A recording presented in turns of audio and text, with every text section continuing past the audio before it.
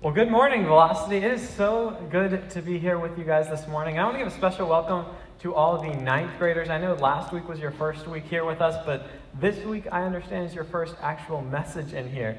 So it's such a privilege to be that person, that first face that you see up here in this capacity. If you don't know me, my name is Austin, and it wasn't that long ago that I was in the same seats as you. And I just want to say I am so excited for the next 4 years that you guys have ahead of you, because I believe if you are willing to get involved with your group, to really just get to know your leaders and your peers, you will get so much out of this time that you have here in Velocity. It's such a unique and special time where you have these people surrounding you who care about you so much and want nothing but your best. And if you're here for the first time for any other reason, I just want to say welcome. I'm so glad you're here. I don't take it lightly that you guys gave us your time here today. And so I hope you enjoy it half as much as I do. And so today we are kicking off a new series called Love Across the Lines, subtitle, Engaging with People Who Are Different Than You. And when I think of this idea of engaging with people who are different than you, I'm immediately transported back to my junior year of high school, so however many years ago that was. And the year prior to that, I had just gone on a missions trip for the first time. I went to the Dominican Republic, and that experience, it was just such an amazing experience for me that I got hooked. And after that, I said, I want to get on as many of these as I possibly can. So that next summer, I picked up a job at a golf course washing golf carts and saved every dollar I could to buy a plane ticket for another trip. And so that fall, at the beginning of my junior year, I found myself on a flight to Ghana. And while I was there was one day that we were kind of standing outside of the house where we were staying. And we're just kind of out in the street. It's a dirt street, and there's a couple kids playing in it. They're kicking a soccer ball around, and it slowly rolls over to me, and I just kind of pick it up and kick it over to them. But when the ball rolled to me, I see a little kid, maybe 7, 8 years old, peek out from behind the bushes and just kind of eyeing me. Like, we good? Like, I'm not sure what's going on here. And the other kids, they just kind of laugh, and they look at me and say, oh, I'm sorry, he's fine. He's just never seen a white person before.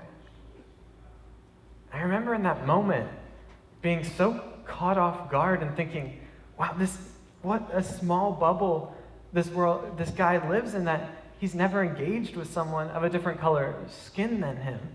And there was immediately, two thoughts. I thought about how crazy this is, and I also thought, just what a disappointment for this kid that it's me. But I hope he doesn't hate me too much based on that small sample size. But afterwards, he's still kind of eyeing me up, and the kids ask, they say, is it okay if he comes over? And I said, of course it is. And he kind of sheepishly walks up, and he's eyeing me a little bit, but he walks up, and he's like, can I touch your skin? I said, well, of course. And he goes like this. I'm like, that's not touching, that hurts. But I'm like, well, are we good? Like, what's going on? And he said, I wasn't sure if it was pain. And I remember coming back on the plane ride home, just kind of reflecting on this experience, and just how crazy it all was. What a unique experience it was, and just wondering how it was that a kid 7, 8 years old who had never engaged with someone who was different than him in this manner, that his life had these walls built around it so tight that no one of a different skin color had even gotten in. The bubble that he lived in was so small that he had never engaged with someone who was different than him like this. But the more I thought about it, and the more I just thought about this idea of the bubbles that we live in, I realized maybe I'm not that different. Maybe my bubble's not that much bigger. Maybe my walls don't extend that much further. Because while certainly I'd engaged with people who had a different color skin than me, as I looked at my friend group, as I looked at the people that I would eat with or talk with, or I considered myself close with, the people that I would just call when I needed to talk to someone, or the people that I thought were the closest people to me, I realized just how many of them looked like me, came from similar families as me, came from similar cultures as me, similar backgrounds, shared similar beliefs as me.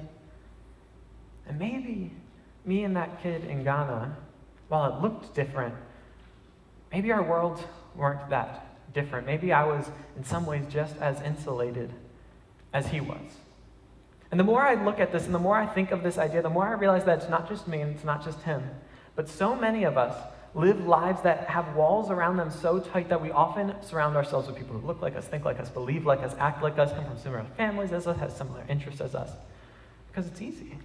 It's easy to, in today's world where we're more connected than ever, to be more insulated than ever. With the internet and social media, we can curate our news feeds to only be people who agree with us. We can curate our Instagram feeds to only be people who look like us, or at least how we want to look, or people who think like us, or people who agree with us. And it's easy to create these self-made echo chambers where we can go through every day just assuming everyone agrees with me. I guess that makes me right, and life is easy because when we're surrounded by people who are similar than us, life is easy. There's no friction between our beliefs, and we can go day in and day out and just assume, man, I'm always right. This is great. But the problem with that is, and we see it happening all the time, the more we wall ourselves in, the more we live inside our own bubbles, the more we distance ourselves from those who are different than us, the more we struggle to engage with people who are different than us. Just look at our government. We've polarized ourselves so much to the extent that we've shut down the government multiple times because two parties on opposite sides can't come to the middle to make a compromise to just do their jobs. Or look at any Facebook news or any Facebook comment section around times of political campaigns, or really any time people who live their lives insulated in their own echo chambers with people who agree with them all the time confront people who all of a sudden don't agree with them. Well, then we're 50 comments in and 20 name-calling comments through, and we've gotten nowhere because we can't engage with people who are different than us because we spend so much time walled in.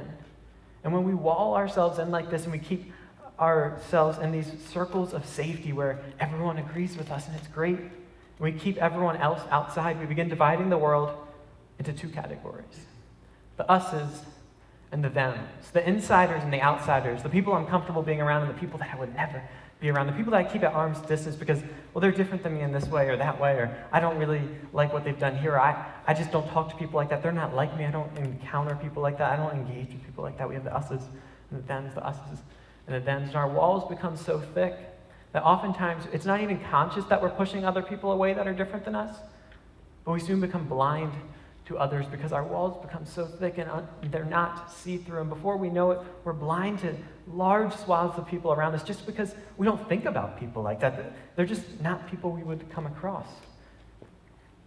But the problem with this is, as we've said, it deteriorates our ability to engage with others when we build these walls up around us. And when I think of walls, I'm taken back to just a few weeks ago when I was in Ireland on a road trip. My dad and I went on a road trip across Ireland. We flew into Dublin, drove across the country, down the south coast, and all the way back around. It was an incredible trip. And all throughout that drive, everywhere you go, there'd be castle after castle after castle. It's like seeing a dilapidated barn here. They're just everywhere. You're in a neighborhood, castle. You're on the middle of nowhere, castle. You're in a city, castle, castle, castle, castle. They're everywhere. And at one point, we're driving from the west coast down to the southern coast. And on that drive, we weren't staying here, but we passed through a large urban area called Limerick. In this city, it's been an important urban population for a long time. And while we were there, I see this giant castle with these huge walls called King John's Castle that goes all the way back to the 1100s.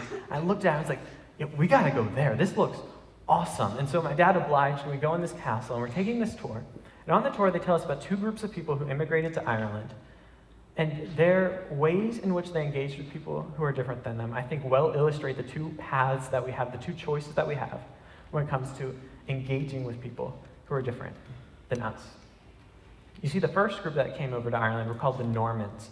And the Normans, they came over and they were very different than the native Irish. And when they came over, they did not choose either extreme that is presented to us when it comes to engaging with people who are different than us.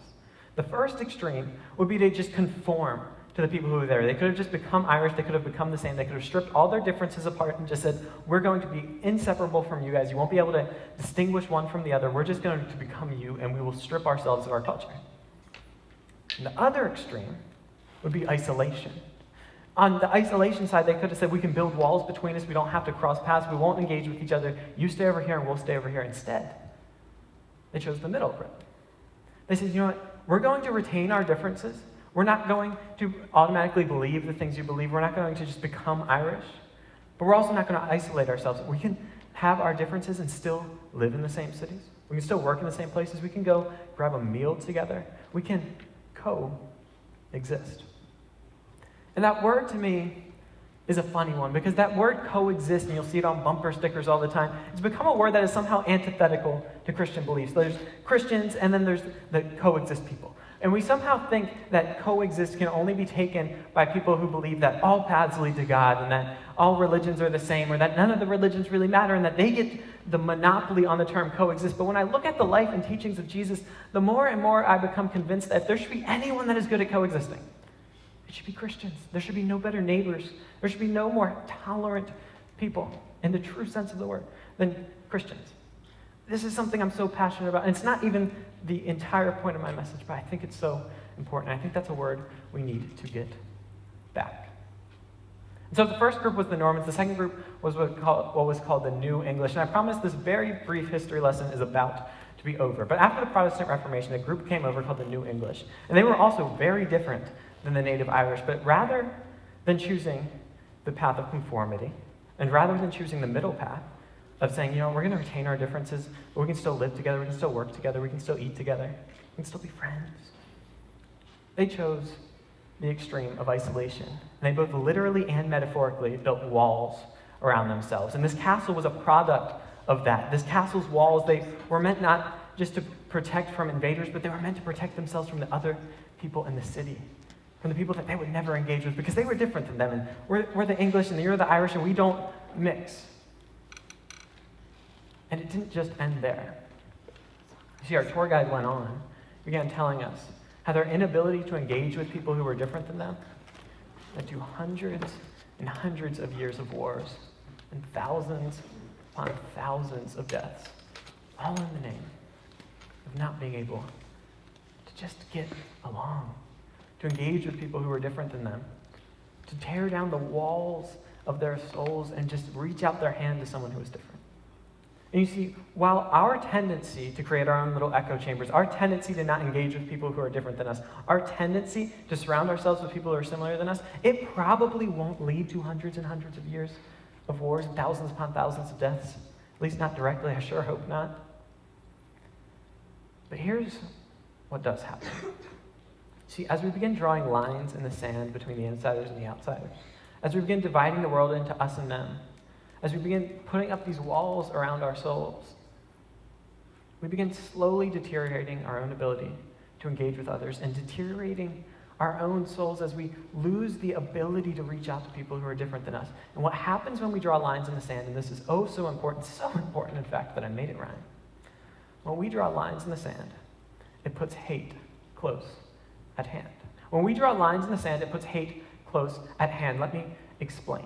You see, what happens when we draw lines in the sand is we begin distancing ourselves. We say, insiders, outsiders, us, then the people I would associate with, and the people that are just too different than me, the people that I'm not like, the people that I don't talk to. When there's the us, and then we draw the line in the sand that says, do not cross.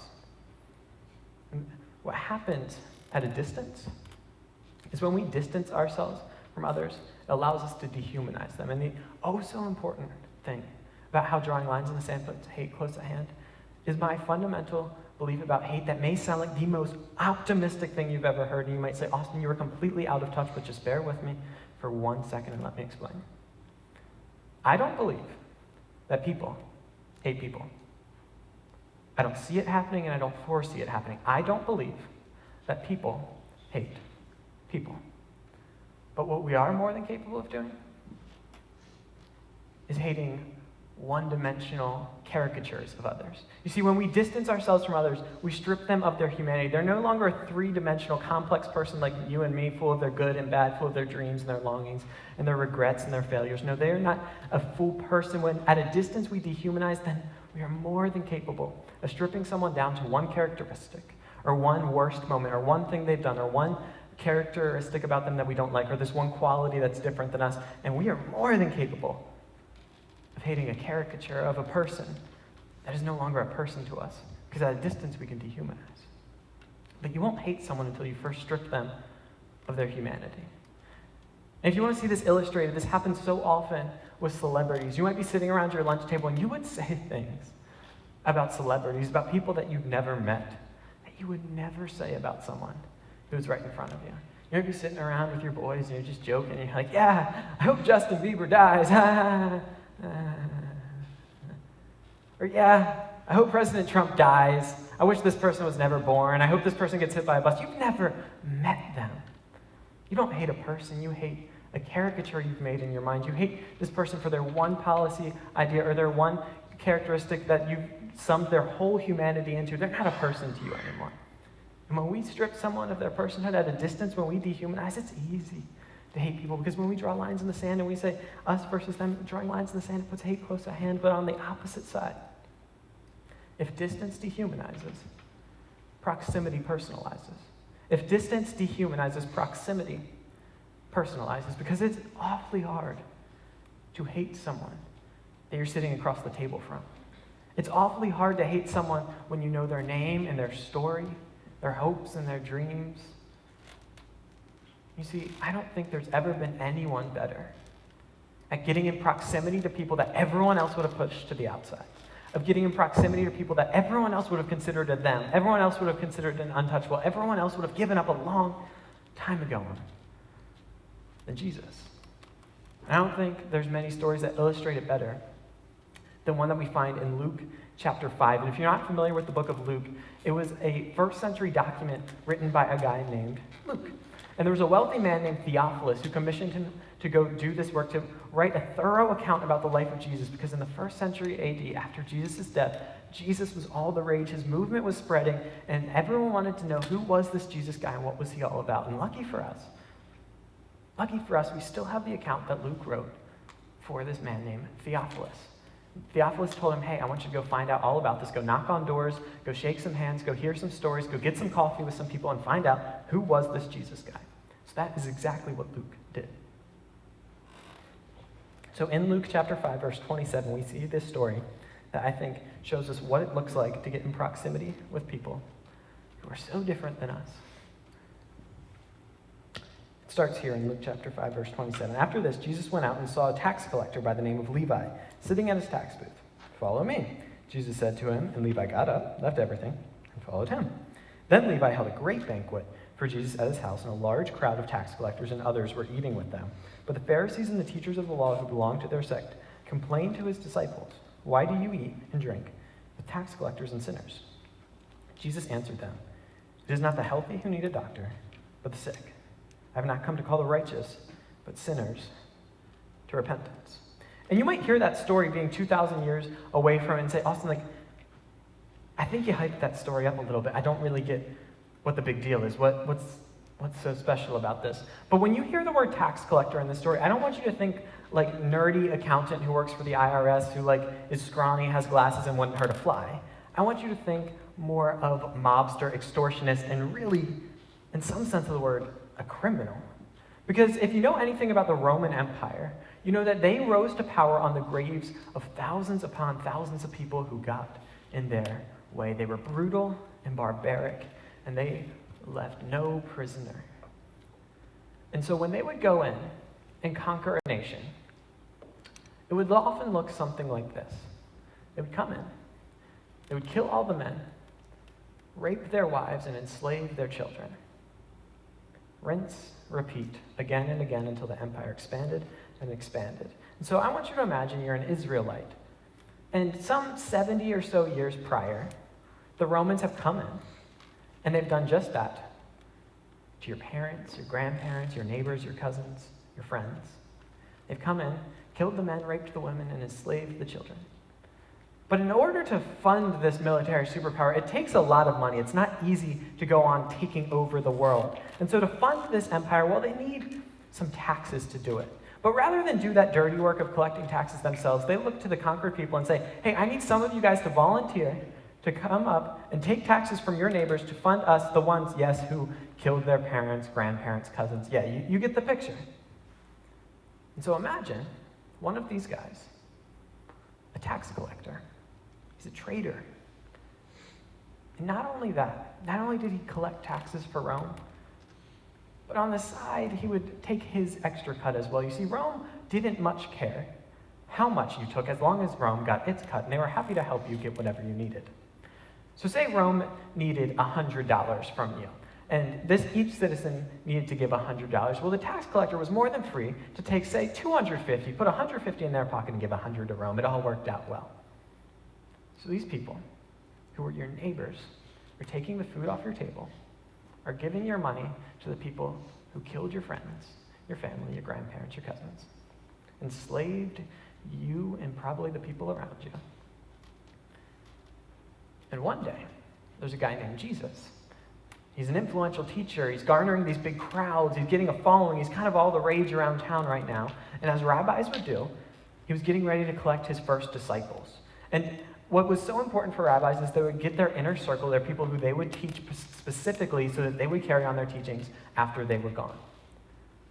And so you're here, and you're a good Jewish boy, and you've done your best. You follow the Torah, and you see this guy, and he's coming to your town, and you hear that he's picking up disciples, and you think, well, maybe it'll be me. Or if not me, my brother's really smart. Johnny down the street, I bet Jesus is going to pick him.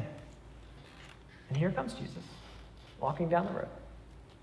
And he points to Levi, the tax collector, the one that your whole family hates, the one that your whole town hates, the one that no one would touch if there was ever a them, it was him.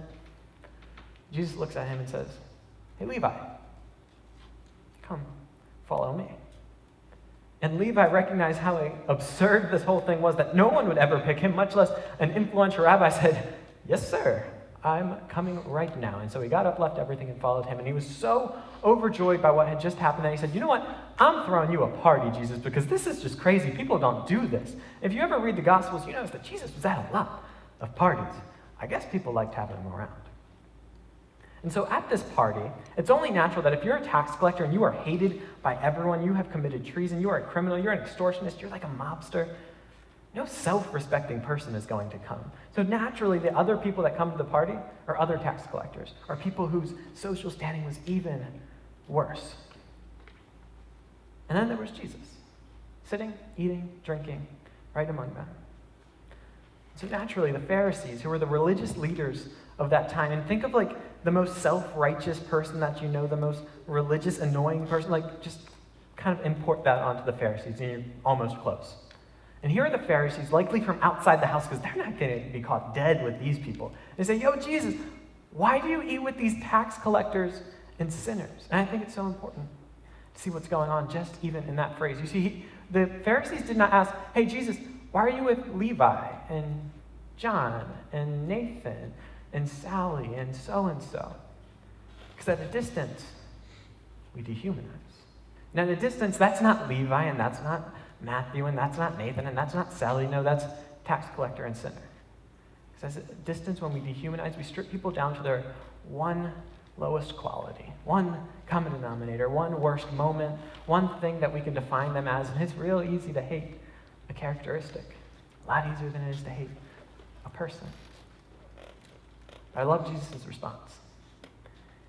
See, because Jesus recognized who he was and what his mission was and what the world needed more than anything. See, because in his response, he says that he is like a doctor, and that the world is full of sick and hurting. It's a world full of pain, people who are broken, people who need help.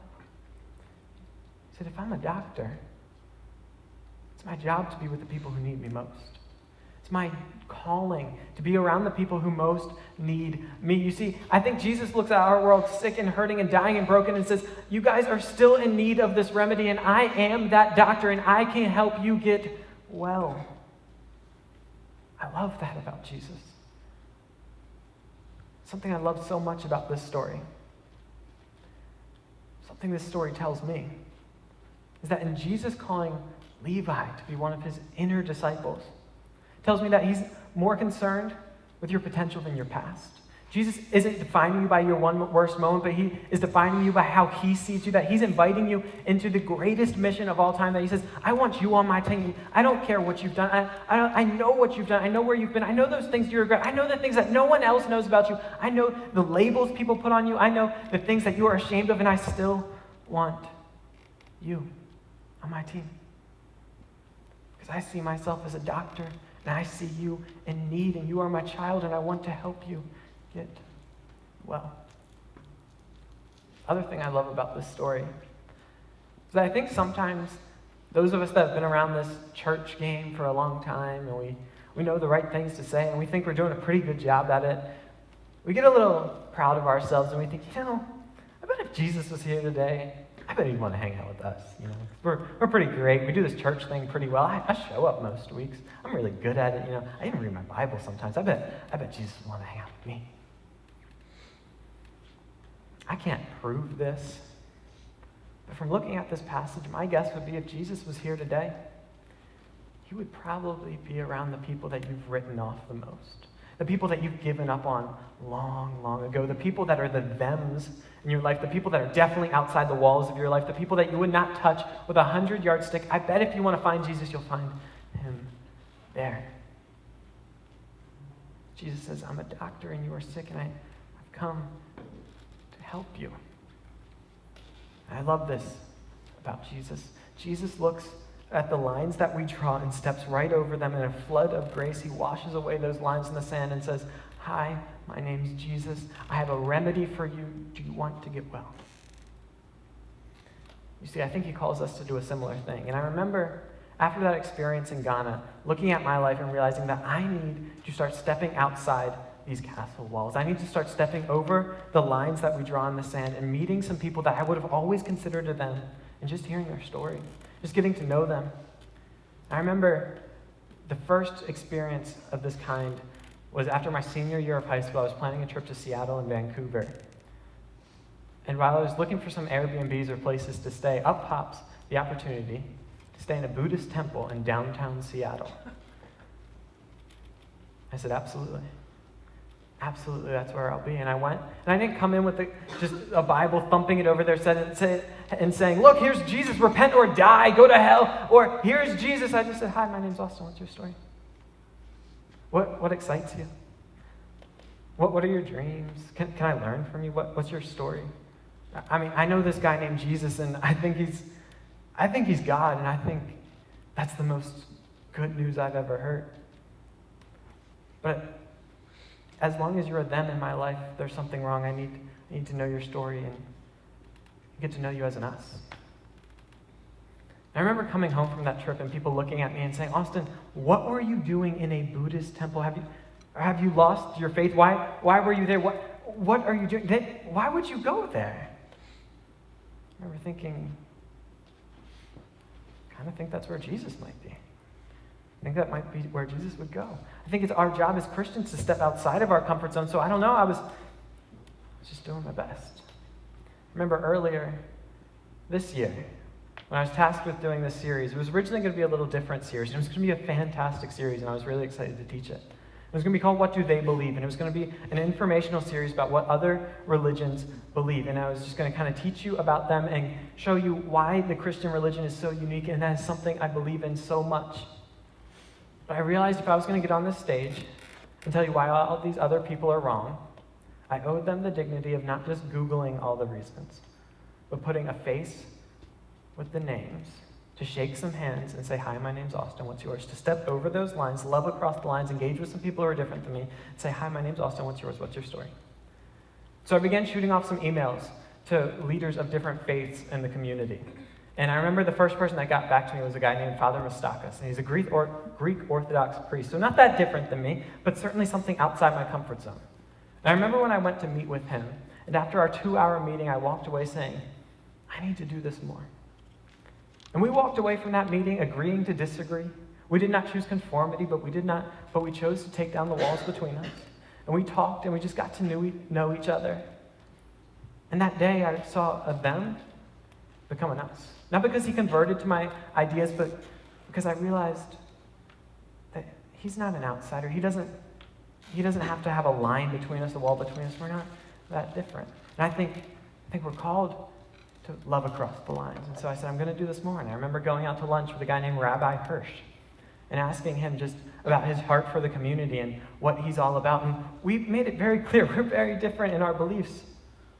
But I was out to make another them and us. I remember walking away from that day with a new friend, a new person to contact, a new person to ask questions about, a new person to learn from. And I remember perhaps one of the furthest steps out of my comfort zone I've ever taken. The day that I walked through the doors of a mosque for the first time. 6 people around a table with tea and meals to eat, and we just sat down and I asked them, what's it like to live in a world that everyone labels you as a them? What's it like to be in a place where people judge you based off the actions of a few people? What's it like? What's your story? Hi, my name's Austin. What's yours? And I'd love to tell you that I walked away from all these experiences and now they're all Christians, now they're all here, and now they all love Jesus. I would want nothing more than that. But that wasn't the case. We retained our differences. I still consider them friends, and I still hope that one day I see them walk through the doors of this church. But I think it's important in our lives to realize what we are in control of and what we aren't in control of. You see, I'm not the one that is going to save them. I will not change their soul. I will not bring them to Christ. But what I can do is get out of Jesus' way. You see, because what I see happening so often is that people are attracted to Jesus. People genuinely like the figure of Jesus, because how could you not like perfect love in human form? But what often gets in the way of people in Jesus is us. You see, because when Jesus left this earth 40 days after his resurrection from the dead, he left it on us to spread his message into the world, to carry forth. He said, go out into all the world and make disciples, baptizing them in the name of the Father, the Son, and the Holy Spirit, teaching them to do everything I've commanded you, for surely I'm with you always, even to the end of the age.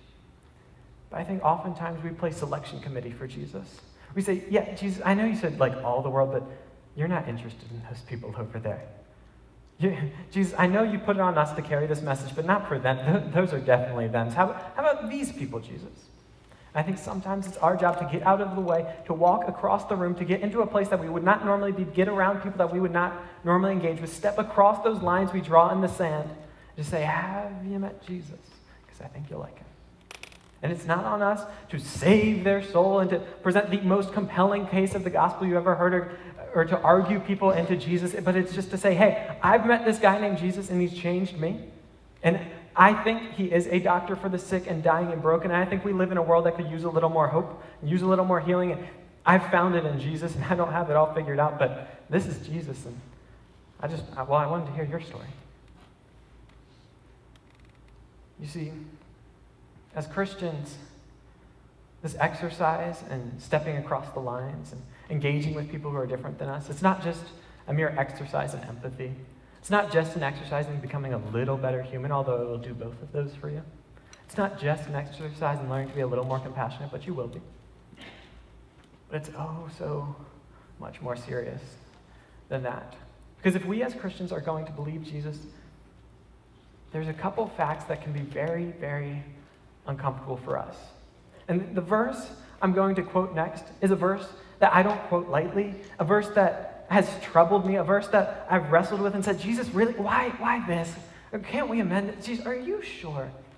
But if we are to believe Jesus, and I tend to believe a guy that predicts his own death and resurrection and pulls it off, and we also believe what he said in John 14:6, I am the way, the truth, and the life, that no one comes to the Father except through me.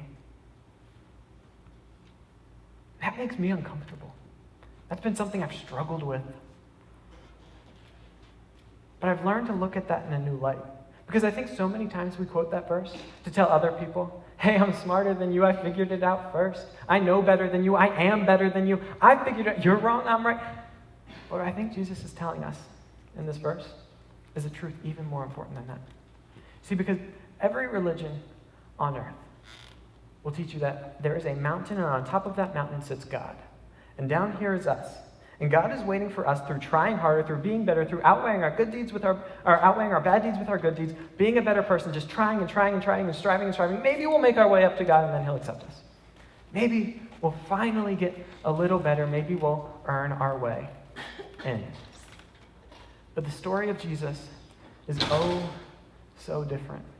Because what Jesus is telling us is that while everyone has taught you that up at the top of that mountain sits God, waiting for you to come up, Jesus ran down that mountain, crossed every line in the sand, came across heaven and earth, reached out his nail-scarred hand and said, will you trust me to do what you cannot do for yourself? No amount of trying, no amount of striving, no amount of good deeds will ever get you up that mountain on your own, but I can. Let me do for you what you can't do for yourself. Will you trust me?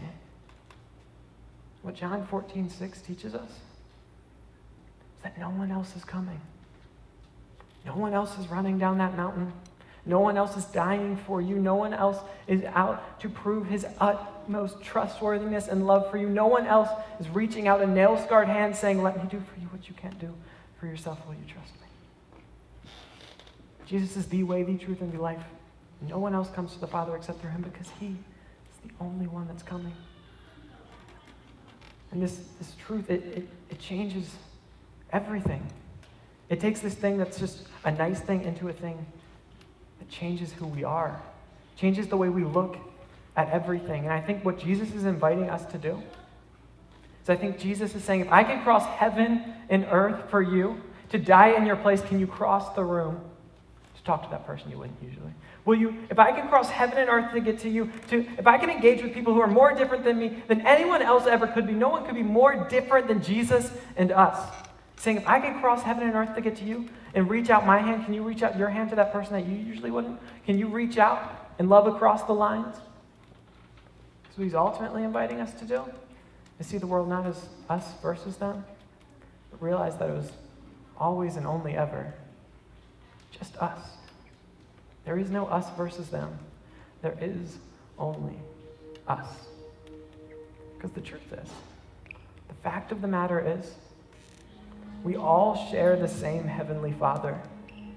We are all children of the same Father, and whether we choose to step into that identity is our own choice. God will never force that on us. God will never force us to step into that identity, but it doesn't change the fact that no matter who you are, you share the same Heavenly Father with the person sitting next to you, the person across the street from you, any person you ever encounter. And if you share the same Heavenly Father with them, that makes you brother and sister. And family, no matter how strange people are to you, no matter how much you want to label someone else of them and you and us, no matter how much you want to keep this person at a distance, no matter how much you say, but this person's just too different than me, or I don't engage with drama kids, or I don't engage with people who are athletes, or I don't talk to these kind of people, no, do you know what these people have done? No. Family. No matter how messed up family in its true essence, doesn't give up on family.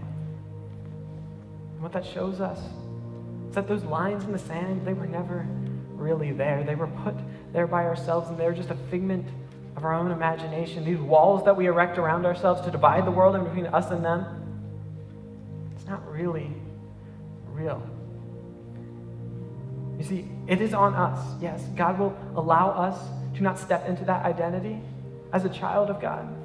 That doesn't change how he sees each and every one of us as one of his children who he desperately wants to walk into his warm embrace and say, welcome home, my child, welcome home. But he's asking us to reach out our hands because he's reached out his nail-scarred hand and crossed heaven and earth. Can we cross the room? Can we cross the street? Can we cross the cafeteria? And you might be looking at me and saying, Austin, how do you do that? I'm an introvert. I don't know how to engage with people who are different than me. I barely know how to engage with people who are like me. Austin, what if I say something that offends people? What if these people are just too weird? How do you do this? How about you come back next week? Because that is exactly what we'll be talking about. Let's pray.